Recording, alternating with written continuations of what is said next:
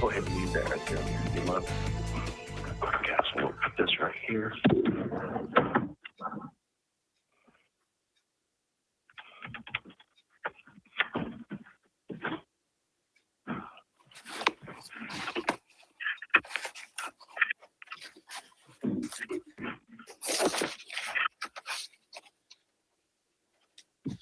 Should be ready to go.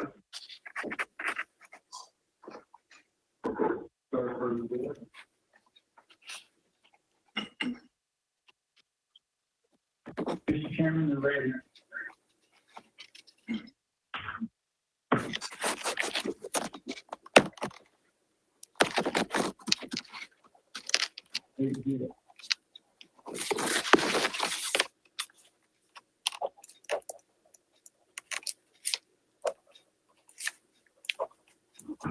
Mr. Chairman. We give it this box. And I'm going to move the cutter. Okay, gotcha. I'll put a cutter right here. Yeah,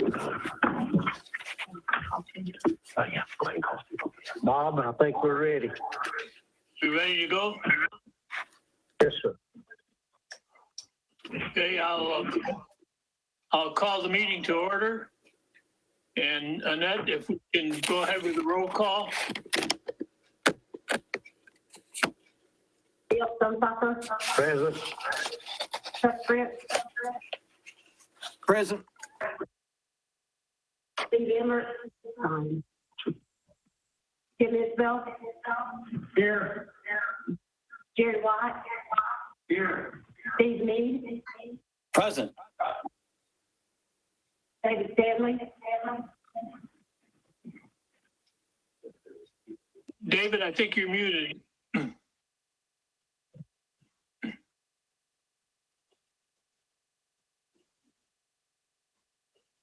David's muted.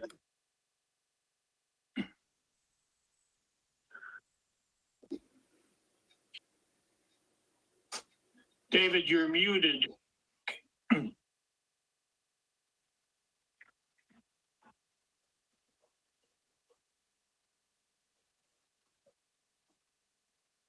Bob Smallridge. Here. We've got 7 and 1 that's trying to get on right now. Okay. So we have a quorum. Could I call on Tim Isbell? Would you offer our prayer, please? Well, most gracious and heavenly Father, as we come together as leaders of this great county, we humbly ask to give us strength and wisdom, Father. Father, let us display a high moral character and spiritual maturity as our citizens look to us for assurance and guidance. Father, we ask that you bless each and every one of us and our people, Father God. In your name I pray. Amen. And Steve Meade will lead us in the pledge. Please stand and place the flag in whatever room you're in, or if you don't have a flag, there's a flag on the screen. I pledge allegiance to the flag of the United States of America and to the republic for which it stands, one nation under God, indivisible, with liberty and justice for all. Thank you both.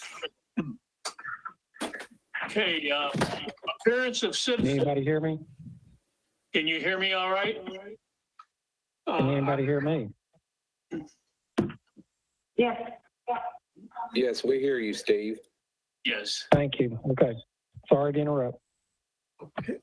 Are there any citizens, either at the courthouse or virtual online, that would like to speak to the commission?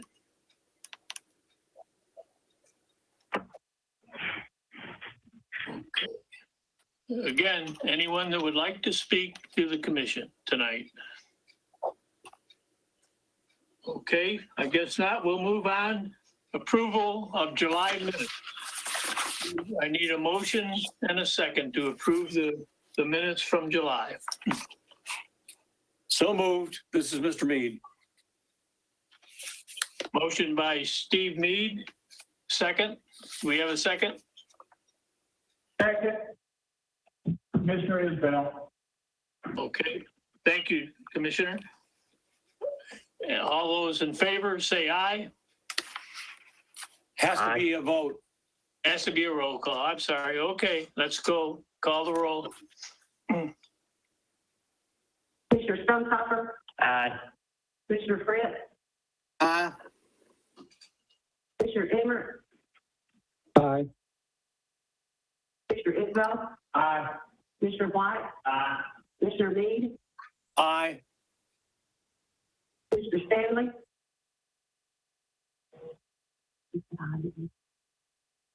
Commissioner Smallridge, Aye. Dr. Stanley, we can't hear you. passed with 8. Okay. David, it looks like you Okay, can you hear me now? Yes, yes. Okay, good. Thank you. The next item on the agenda is the election of a chairperson. I have a question I'd like to open up by asking the law director, as temporary chairperson of the commission, am I allowed to make a motion or not? Well, it depends. If you're acting in the role of chair at that time, no, unless you pass the gavel. I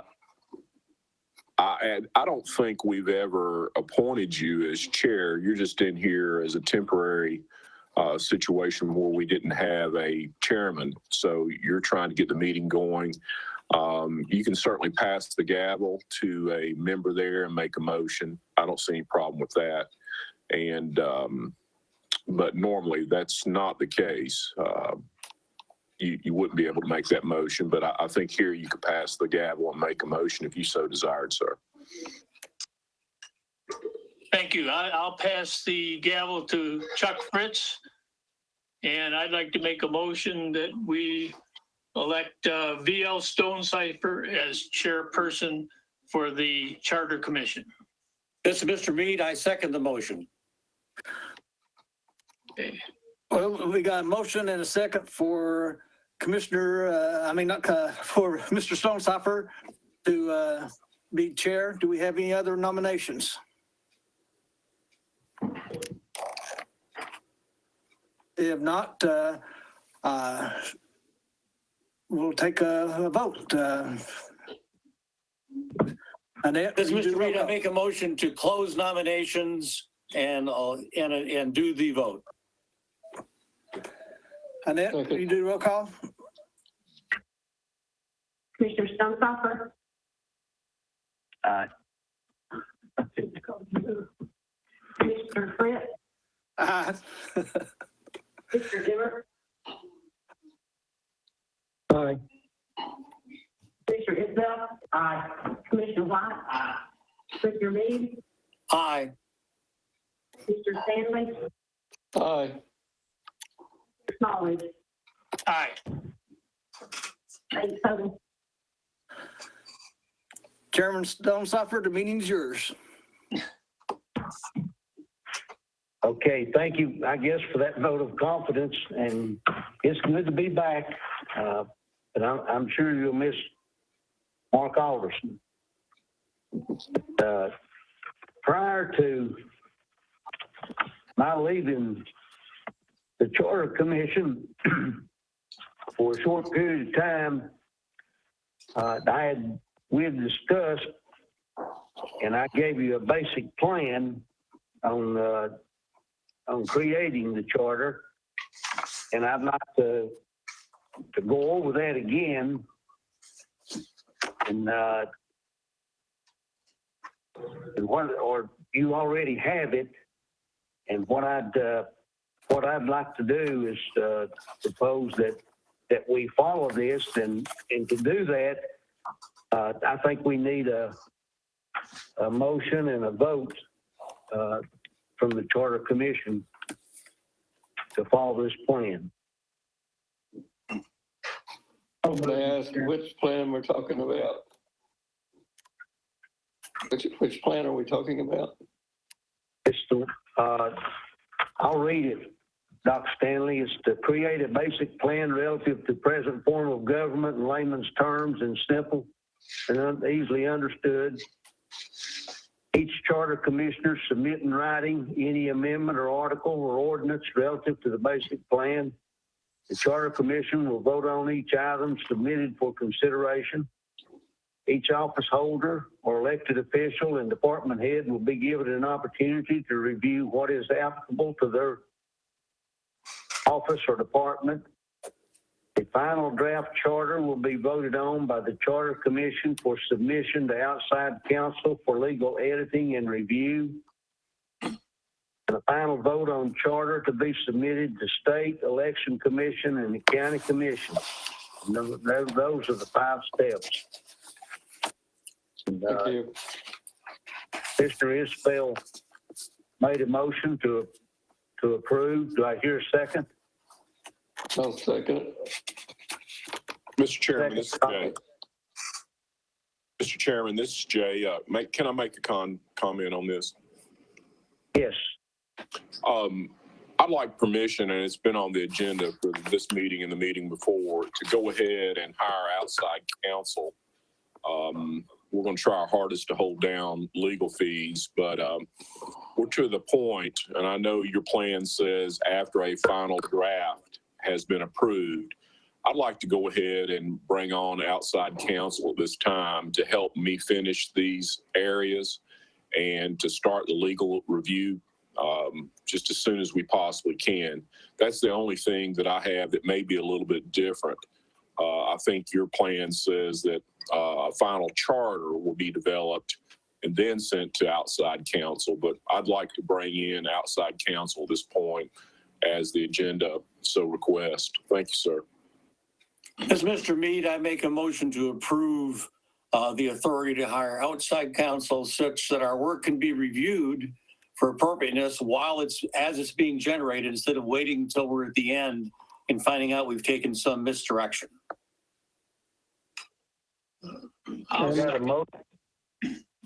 The motion is to approve the authority to hire outside counsel. The rest was just comment.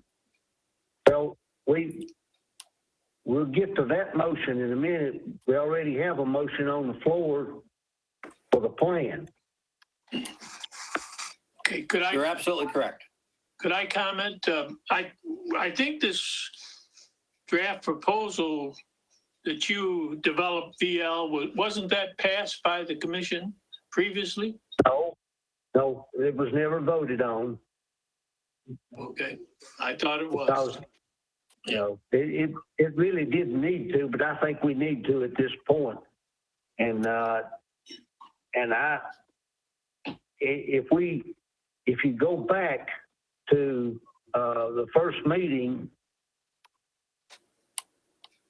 or second meeting, I think that the chair has the authority to hire outside counsel. That was voted on by the Charter Commission. Is that not correct?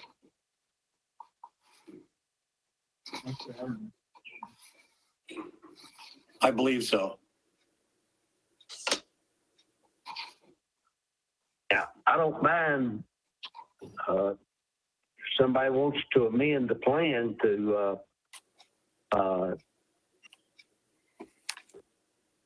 put it in there, or put 6 in there and say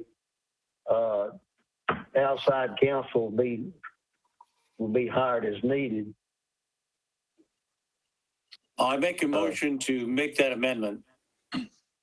It's Mr. Mead. I'll second. And a second to that. Now, we can vote on the plan. Is that correct? Any other discussion? The plan as amended. Yes, sir.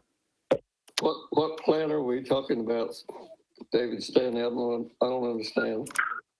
Yes, the one I just read to you. Okay. The one I just, plus to adding outside counsel. Thank you. Any other questions, comments? I'll ask clerk to call the roll. Commissioner Fritz, Aye. Mr. Emmert, Aye. Mr. Isbell. Aye. Commissioner White. Aye. Commissioner Meade, Aye. Stanley,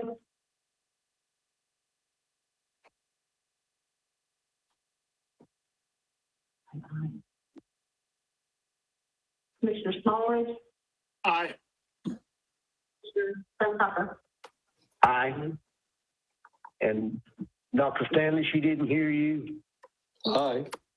Aye. Thank you. Okay, Motion passes. Chairman, how do we determine who outside counsel is? Well, I'll be glad to help you with that if you so desire. yeah, I think Jay's up next. And, that's on his, agenda. Thank you, Okay, sir. thank you. You mentioned early on that you wanted somebody with charter experience. And as we know, there's not too many counties that absolutely have a charter. There's only really Knox and Shelby. We've got some metro counties. I think it's Davidson, Moore, and Trousdale, if I'm not mistaken. But we're dealing with a very small group is my point. Who it's going to be, I don't know. I've got 3 people that I really would like to see that have experience in this area, but I'm just going to have to see what they're going to charge us by the hour. I'm sure they're going to want it by the hour, and that bothers me. But what I'd like to do is work with them and continue to feed them drafts so we can expedite this process and maybe cut down on the legal fees associated. We may look up and find somebody that'll do it by the project, just a flat fee. But with that in mind, it's according to what you've told me, you want to see somebody with charter experience that has gone through this process or actually worked in a charter form of government. So that's my target, is to take care of your wishes and find somebody that'll do an excellent job and not charge us an outrageous amount by the hour. And if that does happen, we'll just have to keep drafting on my end and sending it as we get done for legal review from outside counsel. But I'll just do my best to hold down any costs that we possibly can. I thought originally that we could do it all ourselves, but it's become evident that we need somebody from the outside to look at this that has charter experience. But that's just my thoughts on that. With that, I don't need a motion on that issue. You've already done that. But I wanted to talk to you about a couple of issues that I have. As I've said all along, I need guidance. And it's come down to the point where some of you have talked to me about ideas that you have. Other elected officials have talked to me about ideas they have, what they'd like to see. And I'm out to write a charter that is a good product. And I think that's what all of you want to see. We don't do sloppy work here, and we're going to continue to put a good product out there for our citizens. And but anyway, with that said, you've got a draft version that was sent to you a few weeks back that is basically your Claiborne County charter with modifications to it to adapt to Anderson County as we exist currently. You've also got a working copy that was sent to you this afternoon.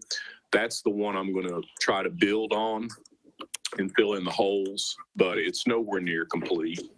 But I'll be able to knock out some other sections after I get some questions answered and some guidance. But with that said, just a couple of issues that I want to ask you about. number one is the commission size. As it stands right now, we're at 16.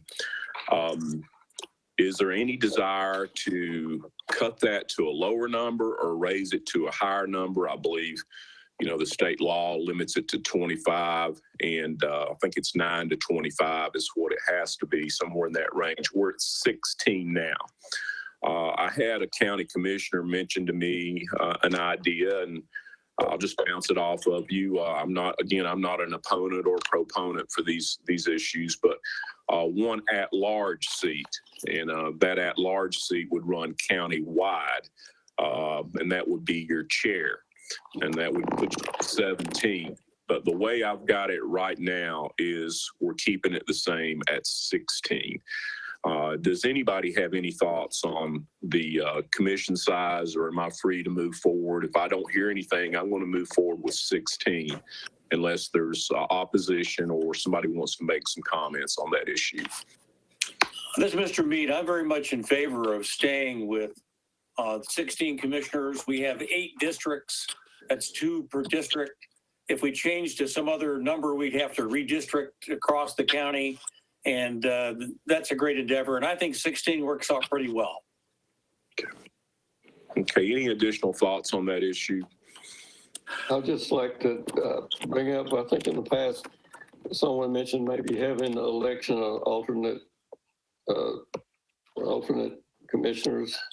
I think maybe it's already been acted on and voted down, but I just wanted to bring it up. Thank you, Dr. Stanley. That's the next item I hear. But right now, I'm on the commission size. Again, I'm going to go with 16 unless I hear a motion and that passes. And the at-large seat is a county-wide seat. I don't have it in there right now, but some people would like that at-large seat to be your chairman. They'd run county-wide, but again, that's just an issue, an alternative that's out there. But if there's no further comments on those 2 issues, I'll move on. Well, I know this is Chuck Fritz. I know that District 1 likes the idea with their maintaining the 2 commissioners for their representation. And for that, maintaining that, I still go with the 16 commissioners, and commissioners then electing their own chairman. Okay, thank you, sir. The 16 has worked out great over the years. I've actually received citizen comments on that. They like having 2 different people to go to for various reasons. And it appears to have been working well over the years. And I've heard some complaints that people say, well, what do you do in a tie vote? Well, I think it's pretty easy, and it's worked out great for us. You've got to have 9 votes to pass a measure. And that's raises the bar just a little bit there. But anyway, I'll leave it at 16 unless there's changes on the final draft. The next issue I have for you is the staggered terms that Dr. Stanley brought up. What would happen is you would have 8 county commissioners, 1 from each district, running every 2 years. Well, the first one would be 2 years, then you'd have 4, but they'd be staggered terms. Now, how will that work? Well, you would have District 1 would have a seat A and B, and all the districts would have a seat A and B. And I thought about the only fairest way to do it, because somebody in the beginning is going to have to run for a 2-year term. That's the problem of that. But is to allow the county commissioner that is the incumbent, that's got the longest tenure on county commission, to not have to run until 4 years has elapsed. And I can't think of any other rationale that would support the other way. But again, the seat B would have to run once at the very beginning, when this goes into effect, would run in for a 2-year term, then come back and run for a 4-year term in the subsequent elections. Any questions on that? But that is not in there at this time. And if you want staggered terms, then I need some guidance moving forward. That's a material issue that needs to be addressed. Chairman, this Any is Steve comment? Emmer. Chairman? Yes, sir. Go ahead, Steve. Yes, sir. Thank you, Chairman. I'm not for staggered limits on the commissioners at all. It seems it's worked so well for so long. I just can't imagine altering the commission race. People get fed up in my district of seeing signs all the time. I can't imagine seeing every 2 years. So that's just my opinion. I'm not for staggering terms like that.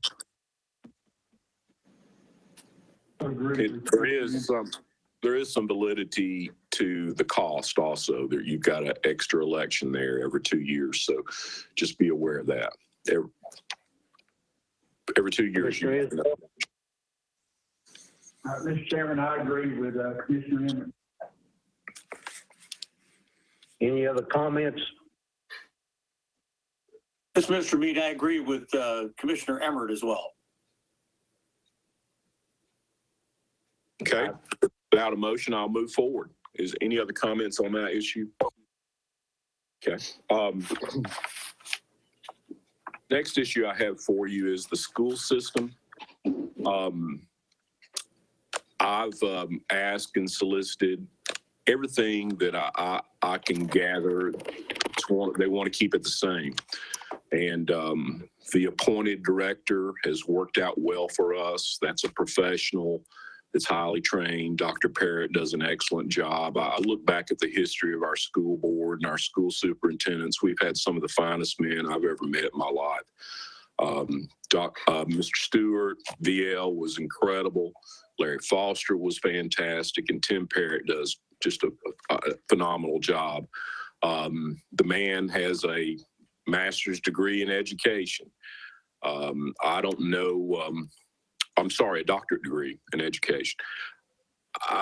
These are professional positions, and I think the board likes this idea. I've not heard anything about electing a school director. It's worked well in our county as far as appointing the school director, but that's the issue I have. Is there a motion that you want to see anything about the schools changed? And that would be, I'm not getting any, everybody seems to think this is working fine. And from my personal experience with working with them, it works really good. They have an 8-member board, and we took steps years ago, I think it was 2001, to get those school board districts in line with the county commission districts. They work quite well, but they do have a staggered term system. But right now you've got 8 people on the school board, and you've got an appointed director of schools. And that's the way I'm going to keep it unless I hear some guidance to the contrary. Thank you. I want to comment. I'm strongly in favor of continuing with an appointed school superintendent. That's the best way to go for education. We need to continue that the way it is now. Thanks. Spot on, Paul Ridge. Yes, Mr. Mead, I completely Agreed. agree. We don't need to have that position be political. Chairman, I agree with Dr. Smallridge and Steve Mead. So that's all I can say. I agree with them. Okay, unless there's a motion to change that, I'm going with exactly what we have now in place. The appointed school board director and 8 members on the school board, the same districts as what we have at county commission. Mr. Isbell, like to speak to this. Yeah. Yes, sir. On the Anderson County, Tennessee Charter, that draft that you sent was Cleveland County. Yes, sir. There's probably things I agree with in that draft. I think they spell it out. It's almost exactly what you said in that in their charter. Do you know who wrote that Cleveland County Charter? Yes, I know some of the people that were involved in that. Well, I know their county attorney. Yeah, it claims the same thing, almost identical. Right. So I'm having a little bit of a hard time hearing Tim, but help me if anybody's in the audience there. He's saying he likes the way the Claiborne County Charter addressed this issue. What I'm saying is it's almost verbatim of what you were saying, and that's one of the only things I agreed with in that charter. Okay, thank you, sir. Thank you very much. Any other comments on this issue? Okay, one issue that I have got with the school system is the transportation contracts. As you know, that's been a contentious issue for some time. Every time it comes up, it gets very contentious. The only thing that was asked for by any of the people in the school system was to maybe increase that limit to where right now I think it's 4, in an emergency they can re-up. They'd like to see it maybe go to 8 to 10 years on school bus contracts. And the reason being is they have these, Anderson County is fortunate that we've got several people that have been in this business for years. They've gone out and purchased these large buses. They're very expensive to get into this business. And they've been dedicated transportation people to this school system by contract for many years. And the way it's set up now, the school system's bid that unless they have they kick in the emergency provision. It throws it on, it's upside down every 4 years. But if the only thing that I'm getting from the school system would be maybe to increase those limits on the school bus transportation contracts to maybe go to 8 to 10 years on that. And again, that is going to be one of those issues that I'll have to get some attorney advice. Some people believe it can happen. Some people believe that state statute will preempt that. But I wanted to put that out there and let you know that there is some turmoil, and I think you've all witnessed this, having to go through that school bus contract process every 4 years. But anyway, that's an idea that you're welcome to enjoy some input and guidance on.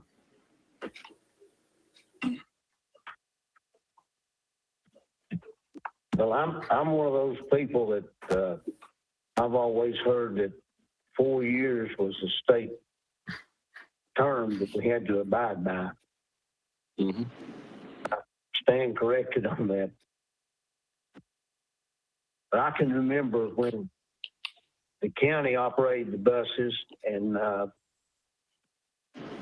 you didn't know if you're going to make it to the school or not on a lot of mornings. So the time that it's been contracted, I think it's one of the best moves the school system ever made.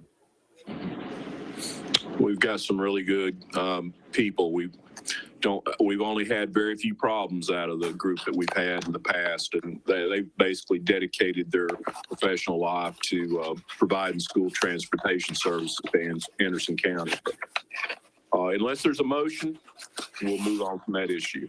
I'll just comment that it seems like a pretty big jump from 4 to 8 years. You know, maybe looking at 6 years or something, or unless there's something that mandates it has to be in 4-year increments. Yeah, the state statute is 4 years. I think several of you may recall when I came here, I asked for that to be complied with, and the school did. And a heavier threshold for kicking in that emergency provision. But anyway, I'll ask some questions on that to some of my legal peers and see what their thoughts are. But as it stands right now, we'll keep it consistent with the state statute. Any other comments on school transportation contracts? Well, I just got one question. I reckon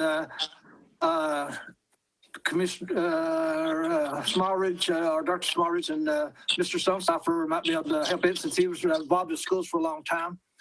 By extending the contract to longer, would that help the schools in price-wise? You're locking down a price for a longer period of time and everything. Yes. So, I mean, could that benefit the county that way?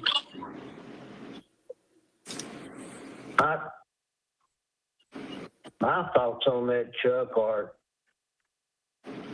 we're experiencing a time when school age population is decreasing nationwide.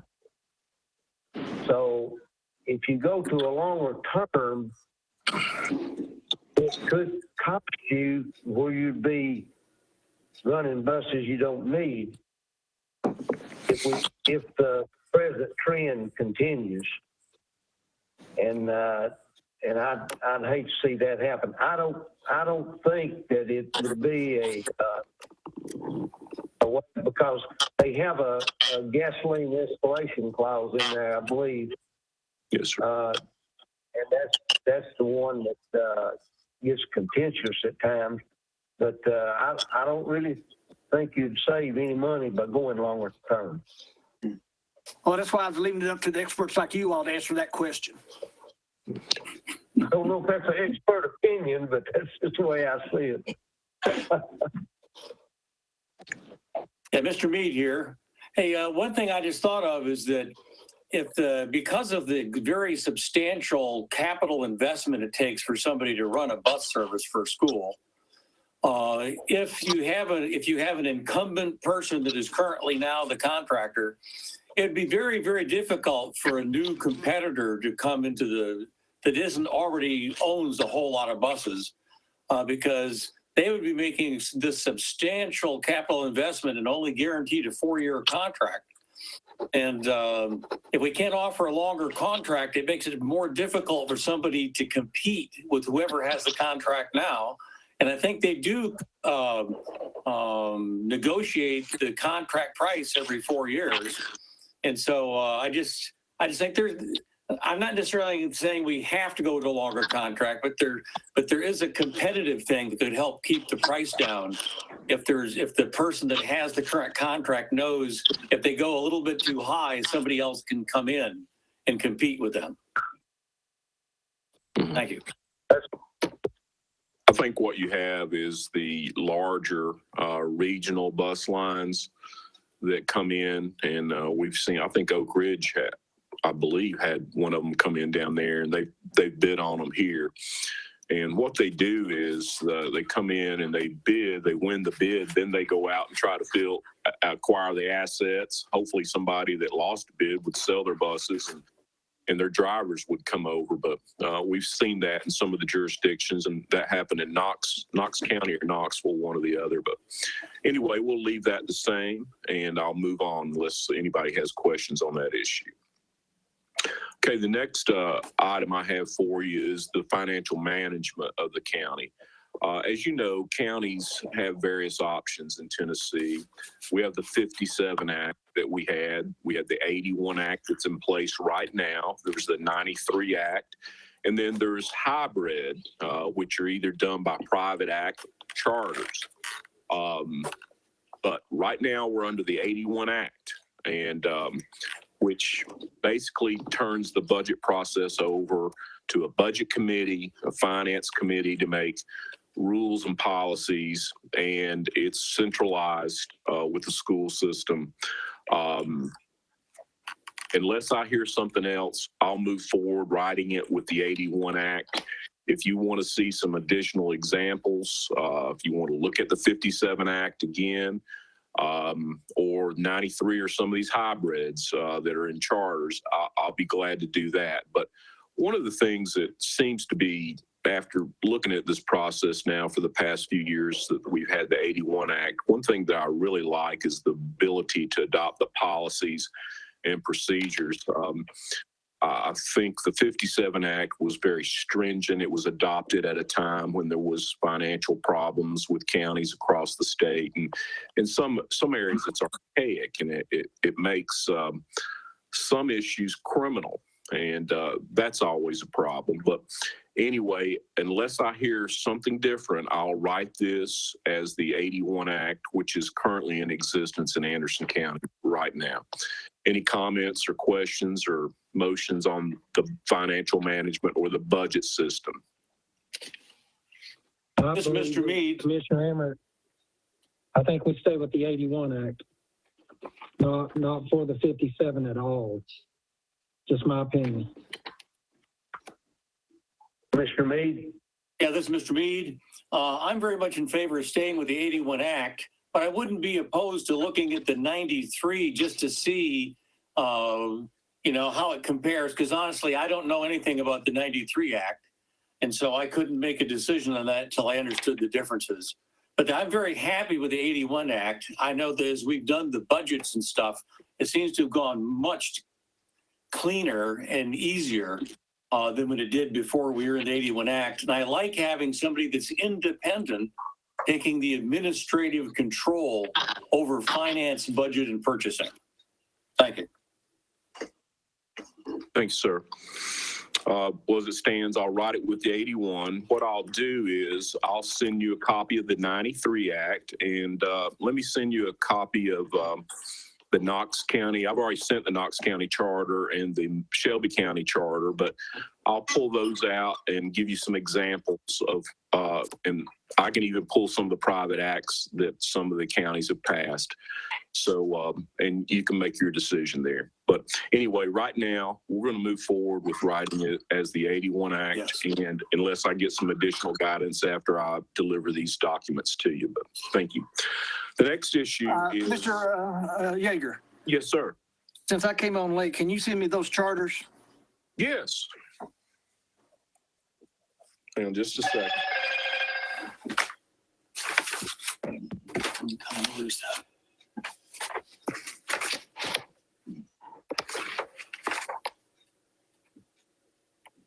Okay, thank you, sir. The next item I have for you and is a civil service system or a merit board system for our employees.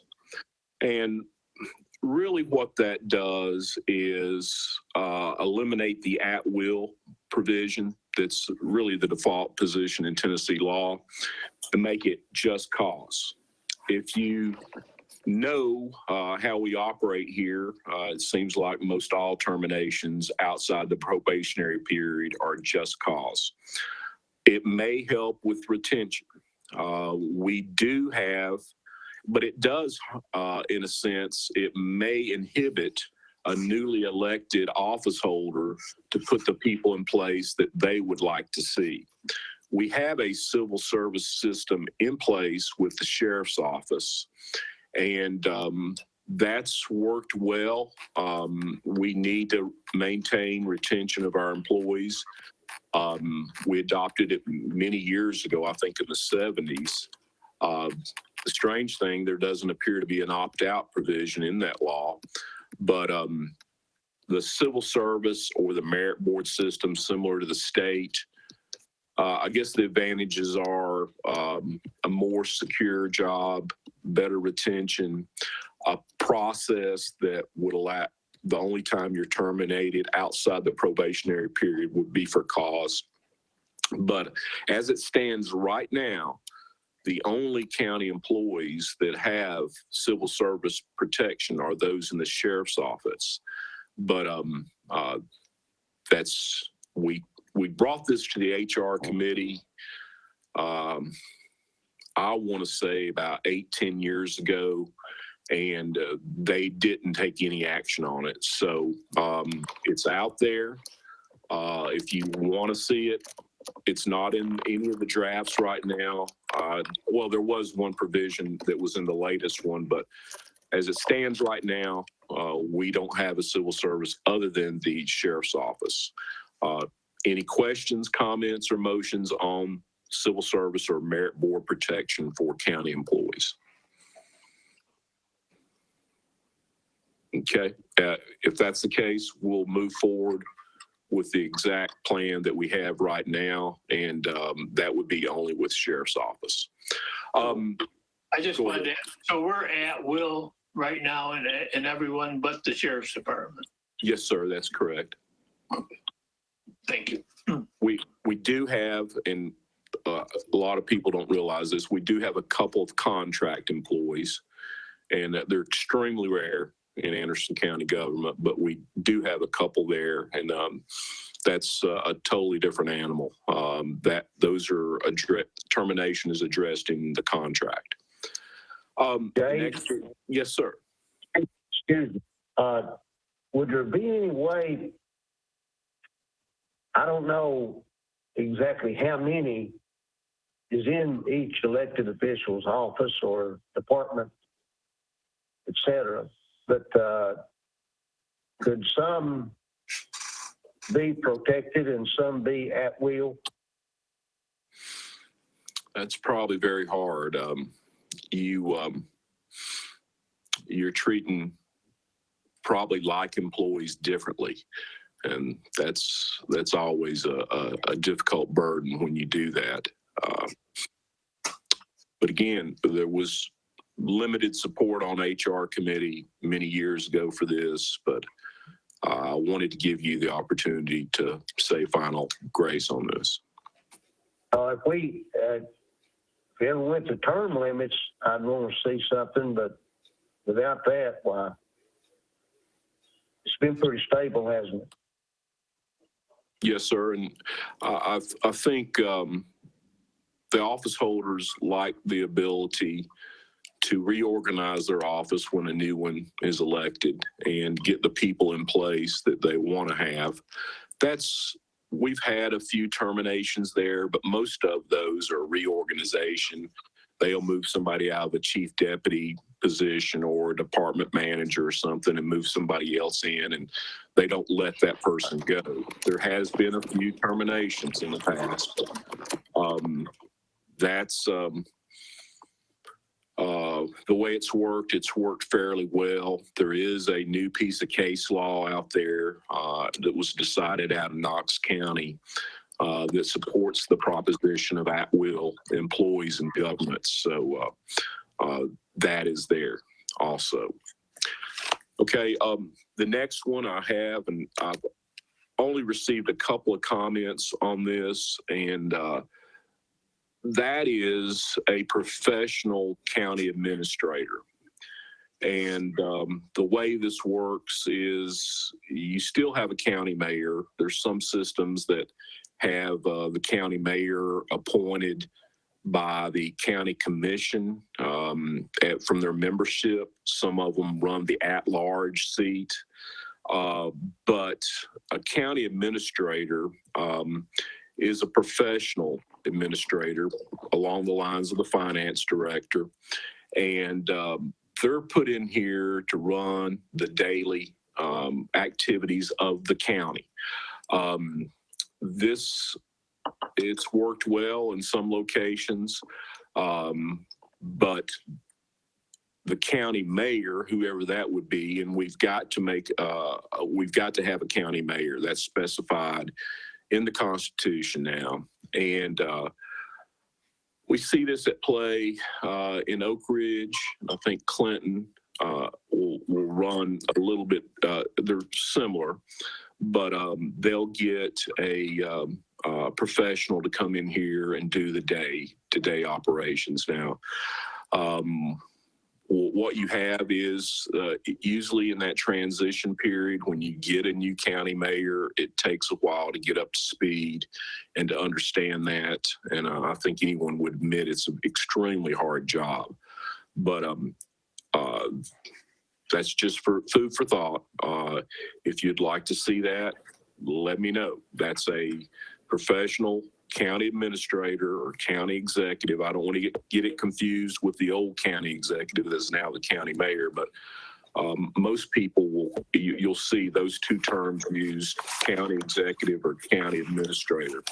But anyway, right now, we've got it the same way as you've had it for years, and that's an elected county mayor that runs the day-to-day operations of the general fund, basically. Okay. All right. Unless there's any comments, I'll move on to the next. Yeah, this is Mr. Mead. I see some advantages to going to a system where you have a professional that's appropriately compensated, that is accountable directly to the county commission, for the operations of the county. But I also see some benefits in having a mayor that's been elected. I also see that to be elected mayor, you have to be a great campaign person.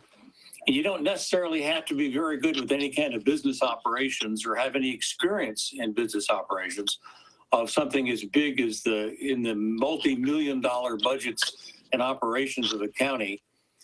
So kind of like having a law director instead of just hiring somebody from time to time to do your legal stuff. I do see some advantages. So I don't want us to lose. I have no problem going ahead with it staying the same for now, because that's kind of what we told people we do, but to not have it completely gone from the discussion to look at what the advantages and disadvantages might be specific to Anderson County. Okay, thank you, sir, for your comments. I will tell you that if you do decide, if this body does decide to go to the professional county administrator, that turns a lot of these issues upside down. That's really makes a difference in the way this charter will be written. So if there's any movement to look at that, please let me know. Otherwise, I'll keep it exactly the way it is here with an elected county mayor. That's what we've used for years, and it's worked out well.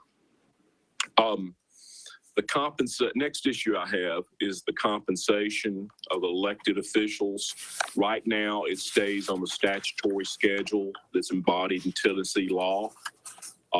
We've had in the past some ups there and then some cuts, bringing them up. It's mostly by population bracket, or what they call classes defined by population bracket. At one time, we moved up a couple of spots on the county mayor, but that's back to where our population bracket says it should be. But unless there's any comments there, we will leave that the same. The finance director, I believe, is paid at the lowest level of the salary scale on elected officials in the statute, but that's where we're at. On employees, we've got a compensation plan. You've seen that. It's recently amended. But remember, the most important part about that compensation plan, it's only recommendations. The fee offices in their salary agreement letter with the mayor are free to make changes and with pay, as long as it's provided in their budget. And they shuffle around from time to time, reward employees that have done a good job, and maybe for those that have deficiencies, possibly cut pay. But right now, I'm not making any changes. We'll just write it to where we've got the compensation plan that provides guidance. We'll leave that flexibility in there for the elected officials, the otherwise known as the fee offices, for them by agreement with the mayor to make moves within that agreement. And then, of course, always the overarching authority for funding lies with the county commission. So a fee office, even though they do make some changes from time to time, they do have restrictions in their salary agreement letter with the mayor, which is subject to the funding approved by the county commission. So right now, that's where I'm at with that. No changes on elected official compensation, no changes on employee compensation. We'll leave the elected official compensation pursuant to the state statute, and we'll leave the employee compensation with the guidance of the comp plan that we have in place and we've had for many years. It's been amended a couple of times, but the county commission recently amended it again. Any questions on that? Okay, hearing none. Move on to the next. The ethics policy, it has to be included. We have to have an ethics policy. We do have an ethics policy in place. And unless there's any changes, I will embody that same ethics policy that we've had for years. It's worked well. It really has.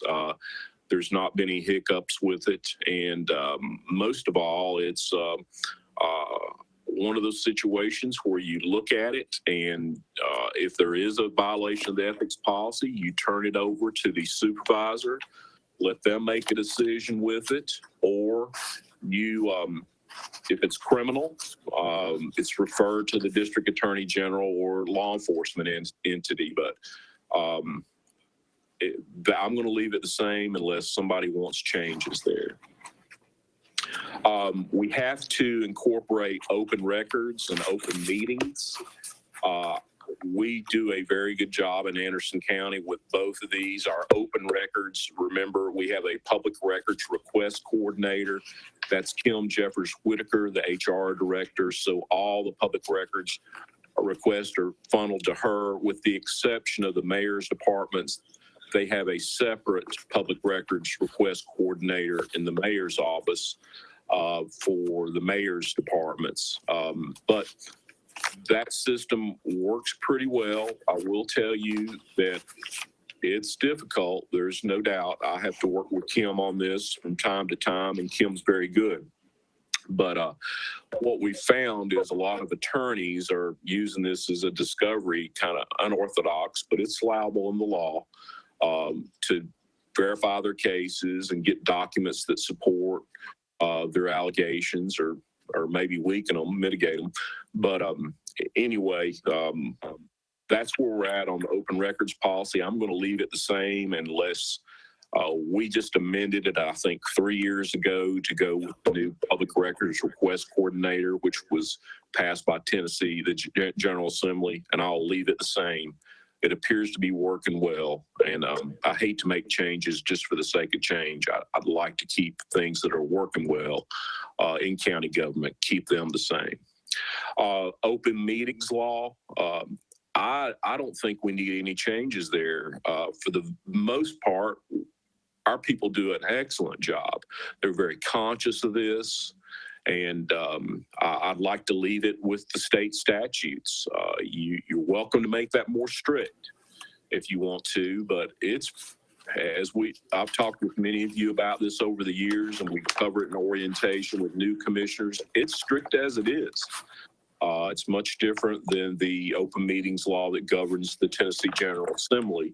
But we do an excellent job, I think, with not deliberating issues outside of a publicly noticed meeting. And I appreciate the cooperation everybody has shown and dedication to doing that in Anderson County. But anyway, unless you want something more restrictive on either the Open Records Act or open meetings, let me know. Otherwise, I'm going to keep it the same, and that's commensurate with the state statutes on point. The next item, has anybody got any questions so far? Okay, thank you.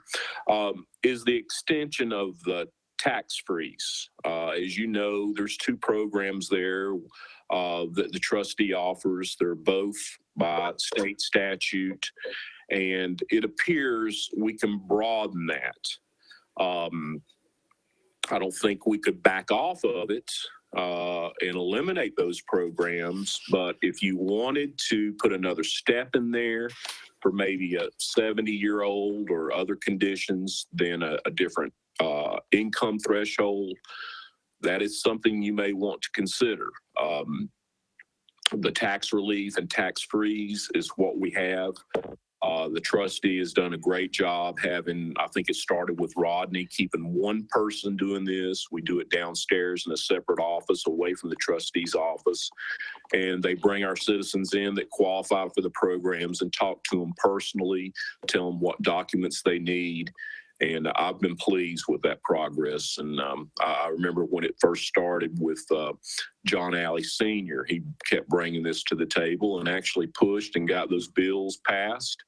And it's worked out well so far. But if you wanted to extend that, the limit, the years of age or the income threshold, that's something I'll need some direction on in the future if you so desire. As it stands right now, I'm going to keep the pilots, the PILTs, payments in lieu of taxes, and also the TIF arrangements, those agreements in place. There has been some controversy about limiting those two incentives for companies that are coming into Anderson County. There's a matrix for the PILT agreement. You've got to bring so many jobs in. They look at several factors there, the size of the plant, the wage, and things of that nature. But unless you want to see that become more restrictive in the PILT area or the TIF area, I'm going to leave it the same. And to let the county commission still have the final vote of voting these up and down. I like that. We've got a couple of layers of approval there. If you understand this process, it goes through the IDB and then it comes up to county commission. That's not the case in Oak Ridge. Oak Ridge operates separate and apart, their IDB, and they do tax abatement agreements. So, but that's, as it stands right now, I'll write the authority for both of those incentive programs. And I'll leave it the same as it stands right now. Now, one thing I would like you to consider, and I am a proponent of this. We have some blighted areas in Anderson County that need relief, and that's the enterprise zones. Enterprise zones are allowable for charter governments, and you look at areas that may need economic stimulus. I immediately think about Edgemore Road, 25W Corridor, and all the way up to Rocky Top. Those areas need some incentives. I've brought it for discussion about maybe passing one of the rules for the TIF is that we do Edgemore Road and 25W all the way to Rocky Top, and one parcel contiguous, as long as that to the parcel that fronts on the road. That is a variation. Enterprise zones allow you to waive things as zoning and ordinances to allow wherever you put those enterprise zones at, it becomes easier to develop. They don't have the hurdle of the local government bureaucracy asking them for various documents. But anyway, they've been reserved in Tennessee law for areas that are somewhat blighted or need an economic stimulus for development. But I can put that authority in the charter. It's allowable. And then I believe the county commission can make the final decision on that the way I see it, or you can have a board in place that takes these up. We've got boards, the IDB or ACDC, that could handle that for the rare occasion. But if you ever do complete an enterprise zone, I would recommend you closely scrutinize that project. Make sure that all the qualifications are there for the area that you're developing into an enterprise zone. But I can leave it blank and leave it out, or I can write the enabling authority in there for an enterprise zone that would allow, and just in case there ever is an opportunity to move forward with an enterprise zone in an area that we need an economic stimulus at, in an area that we can define, similar to the TIF zones, county commission can act at that point. But right now, it's not in there. But if you would like that enabling authority, I can write that in for the enterprise zones. But Commissioner Isbell, would like to speak on it. yes, sir. Jay, I like that idea, and especially how our kits are supposed to be set up, is for areas that are blighted. And I think that would be very beneficial to the areas that you talked about if we did include that. Yeah, honestly, I think about it, and Absolutely no ill will about the people in Rocky Top. I love those people up there, and you're the biggest supporter that I know of. You and Commissioner Val work hard for that region, but there is some areas up there that are prime for an enterprise zone. And although not as blighted or not even defined as blighted, the Edgemore Road area is also ripe.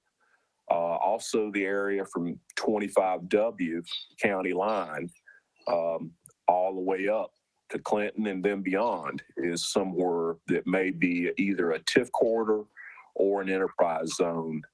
But anyway, just some thoughts. If you would like to see the enabling authority, it may never ever happen. And again, I would ask you to closely scrutinize that, or I'd ask the Board of Commissioners to closely scrutinize any application. Then I would need a motion. I would want to see a motion approval from this body. Jay, Commissioner Emmett? Go ahead, Dr. Smallridge. I would just said, I like that idea of having the authority, would still have to be approved by the commission. Is that correct? Yes, sir. You always want that say so. They're not automatic. The businesses in that area would have to prove their case and justify their case in order to get an enterprise zone. But that final say so would always be in the hands of county commission. And unless the law allows the county commission to make an enterprise zone type governing body. But still with that, as I said before, you can ask our IDB or ACDC to serve in those areas as the vetting committee, like they do for TIFs, IDB does for TIFs. And then if there is something that looks like it's a valid area for enterprise zone, then county commission would have the final say so on that. Thank you. Yes, sir. Yes, sir. Thank you, Chairman. Jay, I'm always, I'm for that, especially the Rocky Top area. But, you know, every time it just seems like we're talking about things that are, you know, they're tough. To me, I've always felt like we need documentation on certain things before we actually vote on something. So, I mean, I have a hard time. It's not that I don't want it. It's just that, you know, what are we getting into? Are we stepping into something up to our neck, or are we just how simple is it, or how tough is it, you know, as far as documentation goes? I mean, we're just going on, sounds good. Yeah, exactly. Exactly. But I tell you what, I think the better route on this is let me send you the state statutes and also a CTAS article on enterprise zones. And before we make a final decision on this, everybody take a look at that material and see what you think. And I'll bring it back to you next month. Is that okay on this issue, is to get some more information out there? Yeah, I mean, that sounds good to me. I'm not saying I'm against it. I'm for it. I mean, I want to help any area, but what are we getting into? Is this opening the door for something? Is it? I mean, I don't know. I would advocate you closely scrutinize every agreement, whether it's PILT, TIF, or an enterprise zone. You closely scrutinize those now. You're going to have situations if you adopt the enterprise zone law where they come in and ask for a TIF and an enterprise zone. But I think the best direction at this point is for me to provide you with some additional information on this, and I'll get that to you and then you can study the whole issue and make a decision. But again, the final decision, nothing's automatic under these things. It takes county commission by majority vote to approve any of them. So, and I like that. I like the different layers, vetting and screening, and a different body vetting and screening. And then once everything is in order, the documents are in place, it comes to county commission for a final vote. But as it stands right now, I'll send you those laws. Thank you, Jay. Hey, Commissioner Isabel, I'll make a motion for you to do that, Jay.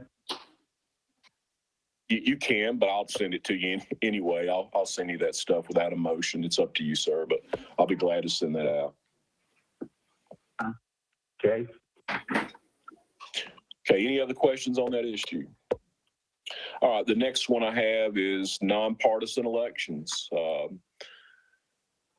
We've got a state statute there, but if you've seen some of these charter proposals, they'll have that in there. That's something I'm going to have to get some additional guidance on.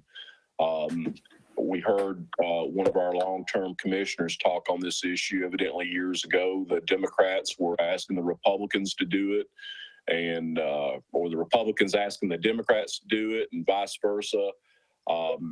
But you've talked about it some here, is the nonpartisan elections, and it's totally up to this body. I want to get some more advice on this from other county attorneys and also whoever we go with on our charter review attorney. But I'm throwing it out there. If there's something that if you like the idea of nonpartisan elections, I'll try to make it happen. If you like the way it is right now, where you have a county commission that's nonpartisan, but you have your fee office running on a partisan basis, then we'll leave it the same. But that's totally up to you right now. And but if anybody wants to see this, I'm going to need to do some additional research on it and talk this through with some people that are in the know on it. Any direction on nonpartisan elections? Okay. Thank you. I assume everybody's happy with the way that it's working right now. Is everybody okay with the court system? There's very limited that we can do there under the charter laws. But the way it stands right now, we have a general sessions judge for 1 and 2, and then these are county judges, and we have a juvenile judge that's paid by the county. Our chancellor and our child support magistrate and our circuit court criminal court judge are state positions. I don't think that I've not heard of anybody that wants an additional court. There is an issue at County Commission on General Sessions 2, and I'm hoping that we can get with Oak Ridge and work that issue out. But about the only thing that we can touch there would be the county judges or county courts as they stand. But I'm asking if anybody's got any thoughts on the judiciary. Again, it's very limited on what we can do there. We can't affect any of the terms of the incumbents in office, but we'll keep it the same unless I have a motion that's passed to change it to something different. Commissioner Isbell, I'd like to speak to that. Yes, sir. Jay, draft proposal that was part Cleveland County part, I think. Yes, sir. You had and I'm looking for it now, you had a paragraph in there that addressed that. Yes. You have that in front of you? Yeah. Mm-hmm. Read that, please. I'm trying to find it. Do you, are you saying you like that? Yeah. Okay.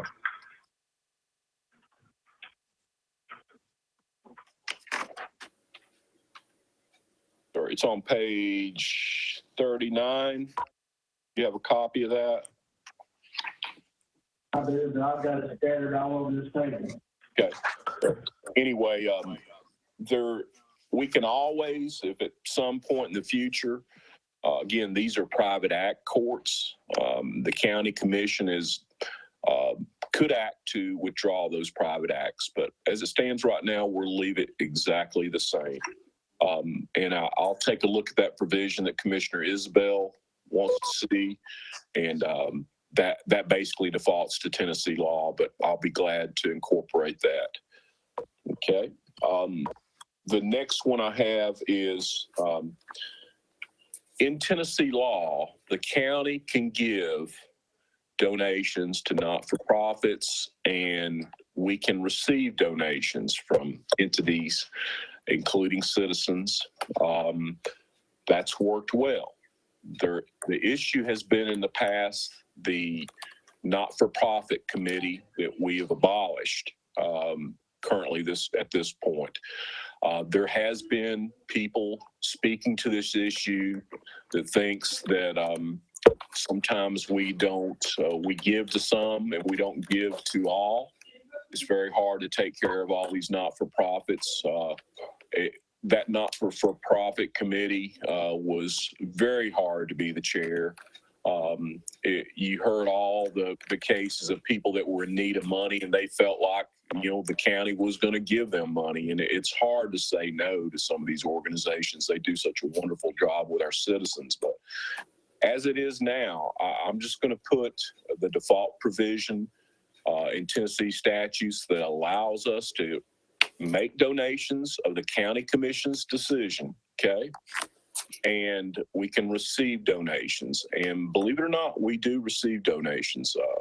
Our senior center gets donations, and from time to time, I know our school board will get donations. People actually give our school board land from time to time. Sometimes we know about it, and sometimes we don't. And anyway, I'm going to leave that the same unless there's a voice of opposition on this body. The next Mr. item Chair. I have for you, go ahead, I'm sorry. Mr. Chair. Yes, go Yeah, ahead. Commissioner Meade here. I hate to go backwards at all, but in regard to the courts, I've never thought that judges should be a partisan race. Is there any do we have the authority under this to go to nonpartisan elections for the county judges? Again, as I said before, there is some people that believe you can under a charter. I've always been of the opinion that you can't conflict with state statutes, but if you look at that Shelby County and that Knox County charter, there's conflicting provisions in there with state statutes. So that's something I've got in my notes to get some more information on. Are you talking about just nonpartisan for judges? Is that what I'm hearing? County judges? That's what I had in mind. I never thought that a judge should be a partisan race, quite honestly. Let me gather some more information on that, and we'll. Basically, I would like to know if it is in fact an option. Okay. And that's all I'm saying. Thank you, sir. Okay, I'll move on. The next issue I have for you is term limits. As you know, some of the proponents of the charter actually ran on or advertised that they were wanted term limits in county government. There's very few counties that have term limits. I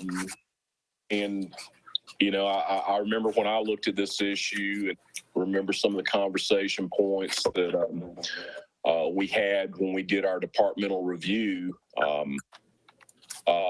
We had 16 county commissioners that were new since 2010. Now, I can't say the entire body turned over because we know we've got some like Commissioner Creasy, Commissioner McCamey, some of our people who have been around a while.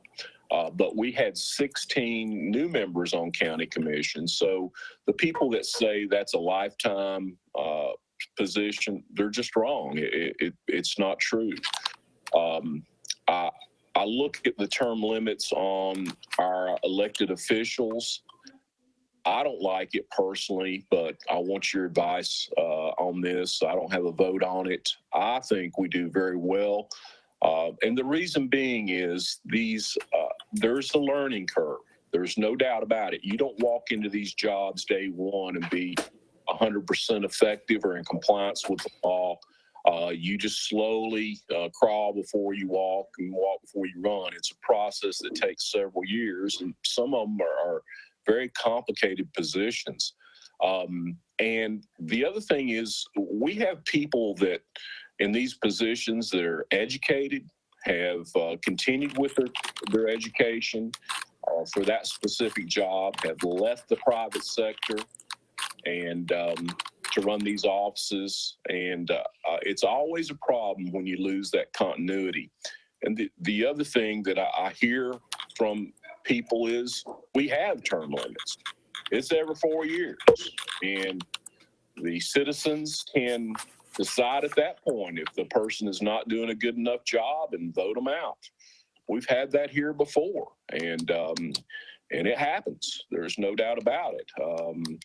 But if the citizens want a certain person in that job, they have the ability to keep them in that job every 4 years. But I'm going to leave that up to you. Right now, term limits is not in the draft I sent you this afternoon. It was in the Claiborne County charter that I sent to you a couple weeks back.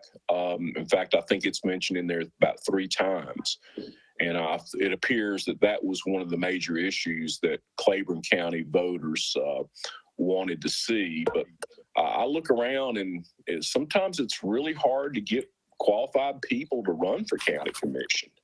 And I do enjoy the individuals that are interested in their job. They become educated in their job, and the continuity all helps us in the long run. Some of these elected officials, as I said before, these are difficult jobs, very difficult jobs that you just don't come in on day one and know how to do it.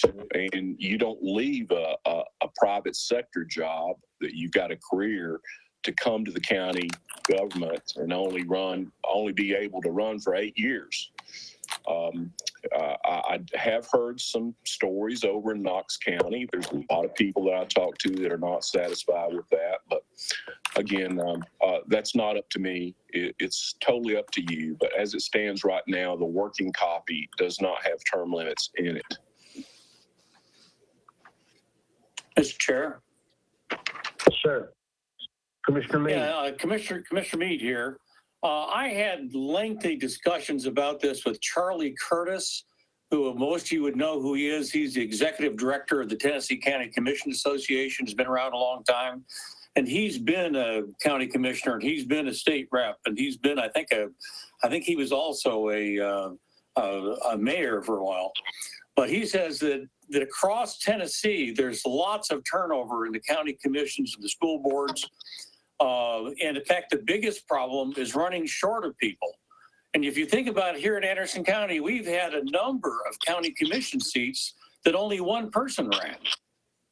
And so having people that are well qualified and liked have to leave after 2 terms is just unreasonable. I notice in this draft I have in front of me, it has 2-term limits for the sheriff, for the mayor, for all of the commissioners and all the school board members.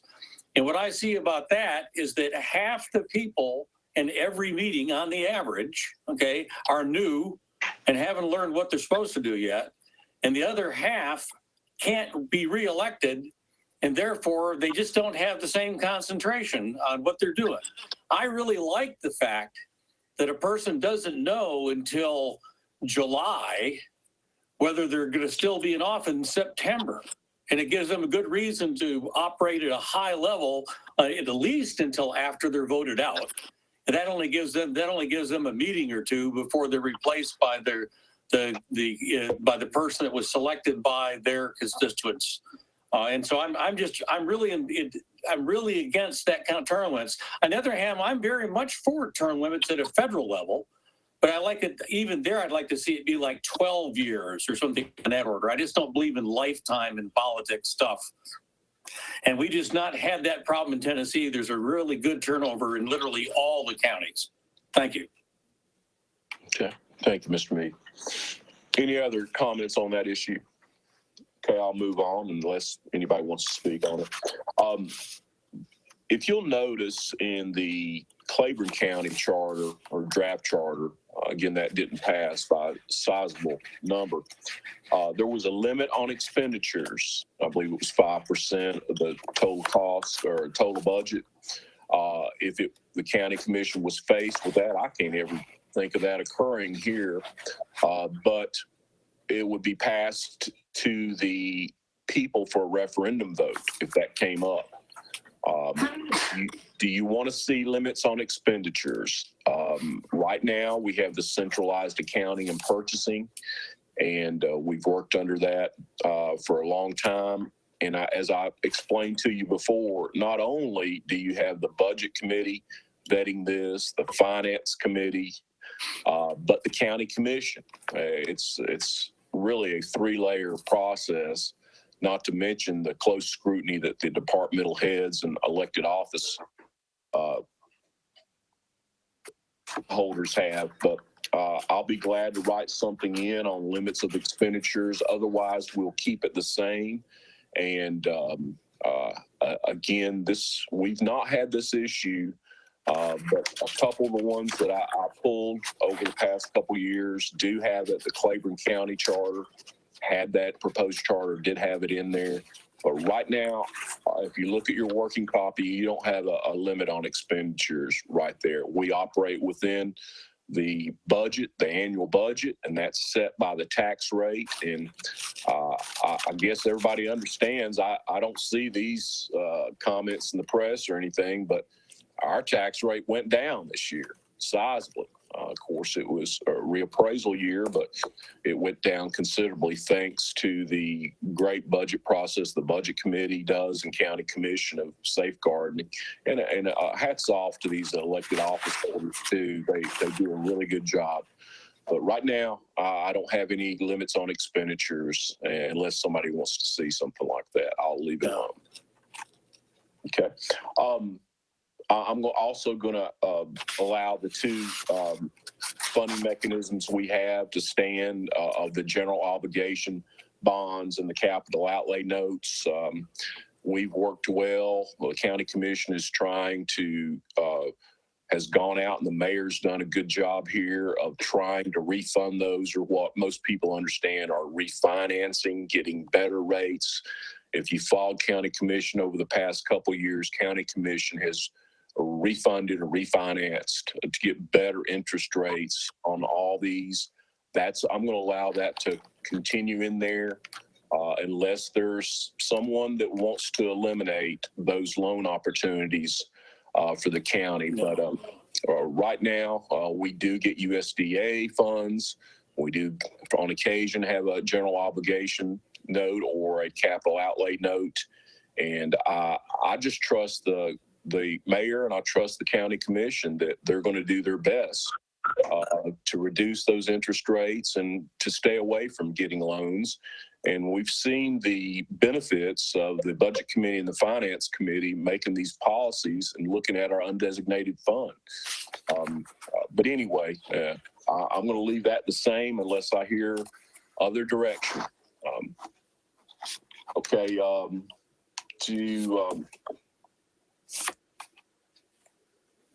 The other issue I've gotten, and this has come up twice since I've been here, and that's constables. Do you want to keep the constables as they stand, and do you want to eliminate constables, or do you want to take the law enforcement powers and keep constables?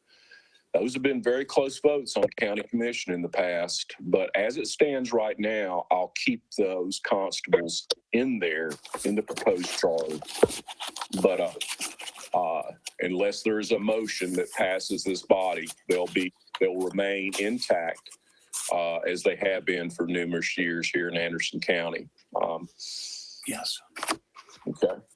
The next thing that I have for you is the ordinances. As you know, if the charter passes, I like the ability to do the ordinances. That's one of the benefits of the charter. And what that does is allows us to keep a lot of revenue that normally goes to the state here locally. And what you have is you're not enacting criminal law, although some of these things do have similar criminal laws. You're enacting a civil fine to punish people through this ordinance provision that's allowable in charters. And I've got a list that's open-ended, but just some of the things that I talked to sheriff's deputies about that they'd like to see.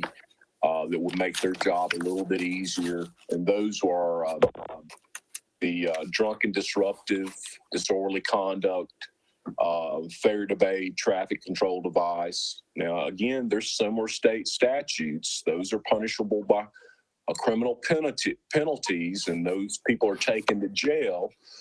But in this case, you'd be issuing a citation to these people.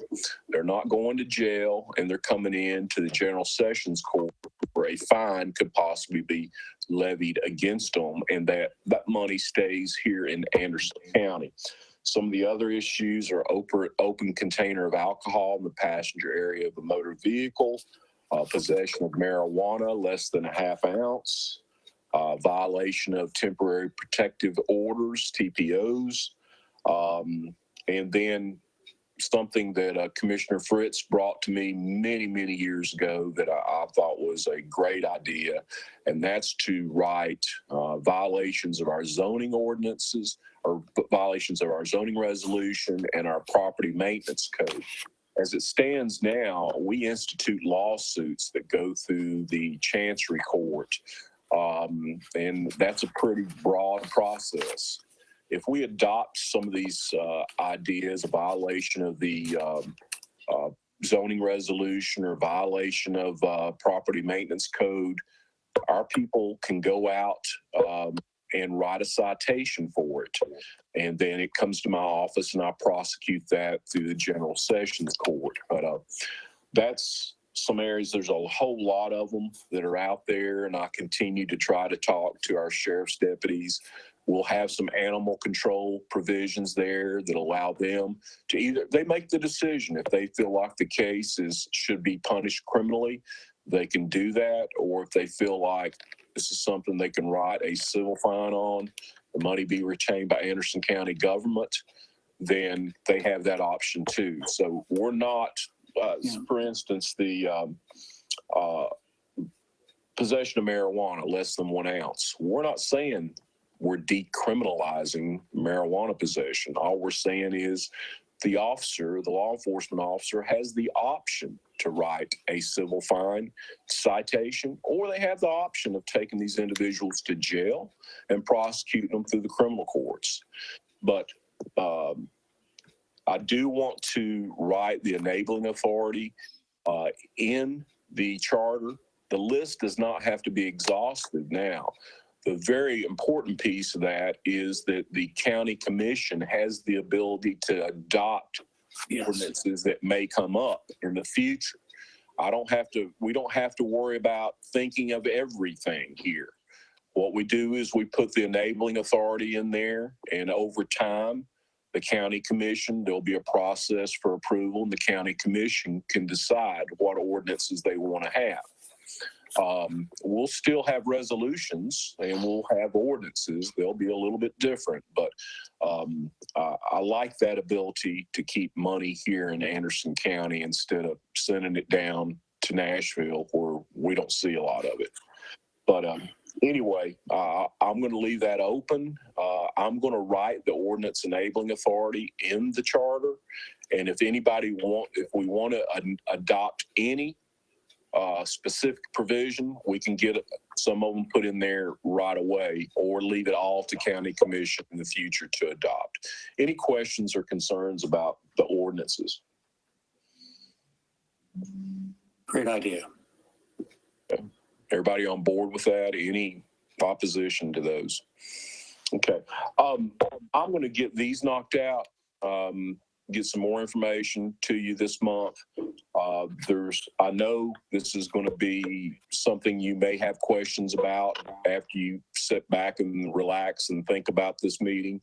Please feel free to call me, and I'll go over some of this with you. Otherwise, I'll prepare these items for you next month, and I'm sure there'll be more questions, but I do appreciate the opportunity to come before you, explain some of these options that we will have, and some of the good, the bad points. But I do, most importantly, I appreciate the guidance. I don't want to be in a position to where this was written by Jay Yeager and it's Jay Yeager's charter. That's not what the intent is.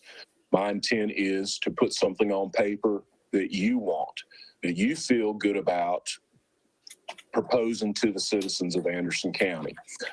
That's my only goal, to do a good, thorough job for you and for you to decide what you think about it. And I'll incorporate the things you want and I'll eliminate the things you don't want. It's your charter. You're the charter commissioners. It's not mine, but I'm here to help you. Those are the issues I have for you tonight. Any other issue on that you want to speak about before I move on? Commissioner Isbell, I'd like to speak to it. Yes, sir. Hey, Jay. Yes, sir. 910 Reagan County proposal. In section B, it says that the tax increases for capital items, buildings, bridges, sewer, et cetera, the said tax increase must be for a stated period of time, must be removed from the tax rolls at the end of the stated period.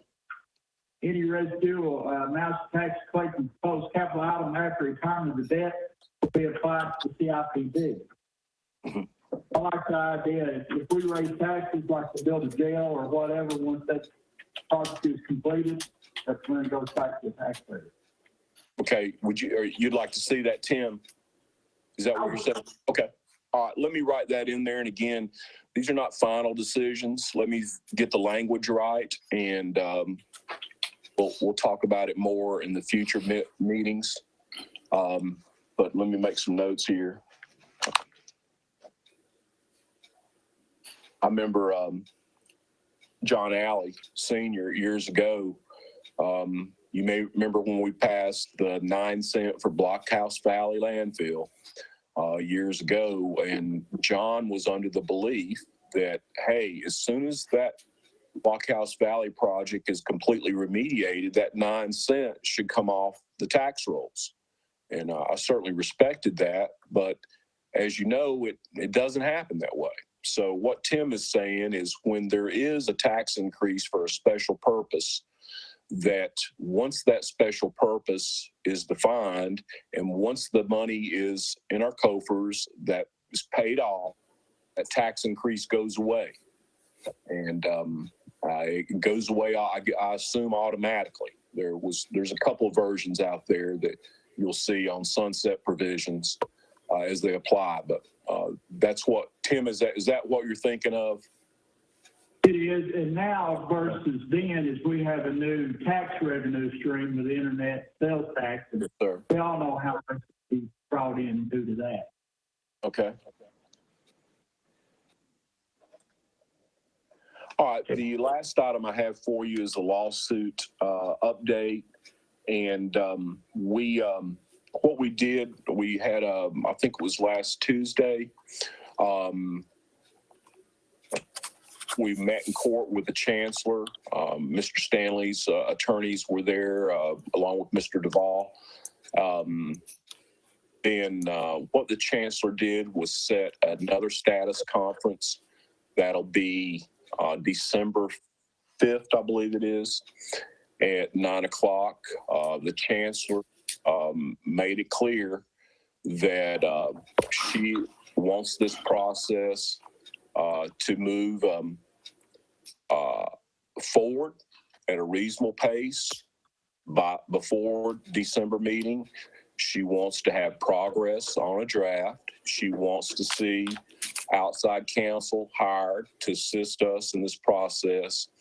And she did make the statement that if that is the case, we're moving forward with reasonable progress, then her belief is that it should come up on the ballot in the August 2022 election. That's her time frame. That's what she said in court. And so we need to move forward. We'll continue to move forward. I know we passed a plan of action. We've been moving forward for the past couple of months, but we've got an agreed order in place. You've got copies of that, and we're not going to have any unnecessary delays, and we haven't. And I had to explain that. Unfortunately, we lost 2 members, but we were very fortunate to get BL back. I don't know if we could have a better chairman. He's a diplomat. He's well versed in maintaining professional decorum in these meetings, and I appreciate all he's done. this effort. I really have. I appreciate all of you. It's a long, lengthy process, but VL's done an excellent job. There's no doubt about it. But we will miss Mark, but we've got Chuck, who's, gosh, I don't know, not too many people around here have as much experience as Commissioner Fritz. And we're glad to have you on board, Commissioner Fritz.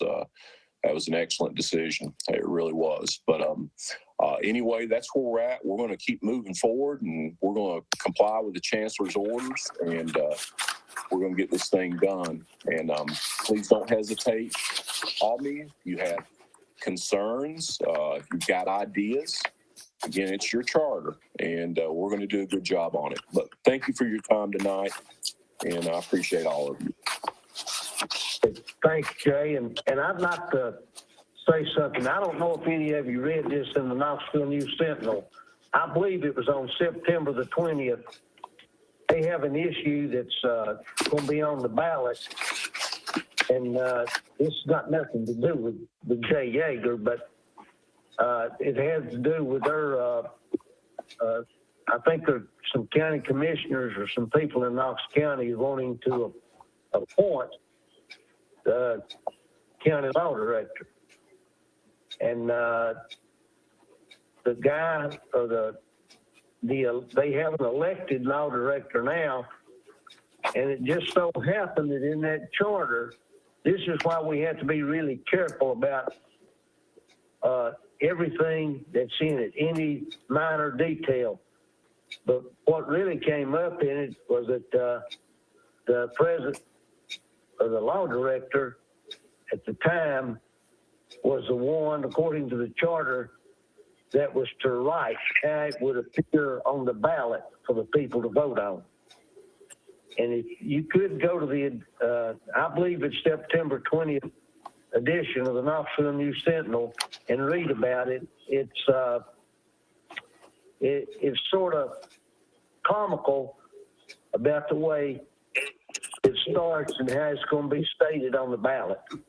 So we have to be extremely careful, Jay, and I appreciate what you're doing on this. We got to make sure that what we present, if it's adopted, that we don't need a lawsuit every week to defend it. But thank you. Yes, sir. That's my goal. Okay, the next item on the agenda, proposed charter submitted by Commissioner Stanley. Commissioner Stanley. Okay, as you know, that was something I submitted back in May, I think May 29th of email, because I was hoping we could fulfill our oath of office and our duty to get this charter on the ballot for the upcoming election. And of course, that was, I think the deadline was August 22nd. I think I'm right. And that, of course, has already passed. So now we've got, I guess, 2 more years to go. So I will withdraw that proposal. I think it did not have a second to it at the time. And then now since the time has passed where we can't get on the ballot this year anyway, I'll certainly withdraw that part of it. And I appreciate the way the meeting has gone tonight and things we've covered, and that we're moving along well, and look forward to having a good result here. So thank you very much. Okay, thank you, Dr. Stanley. Any old business other than what was discussed? Any new business? Next meeting. Let me check the calendar. Well, the election's on November 4th, is that right? So our meeting day would be November 3rd. Is that correct? Monday? November 3rd? Yeah, that looks right. November 2nd, isn't it? Okay, I Monday? know yes, it'd be the first Monday, Yeah, November 2nd. November 2nd. Thank you. November 2nd, 6 p.m. Mr. Chairman, I'm sorry. This is Jay. It cut out. What's November 2nd? Next meeting. Okay. Thank you. I appreciate you, Dr. Stanley. We're all willing to work with you, and we appreciate your input, sir. Thank you so much. Thank you. Hearing no further comments, business, I entertain a motion to adjourn. So moved. So move. Second? Hearing no other comments, meeting is adjourned. Good job.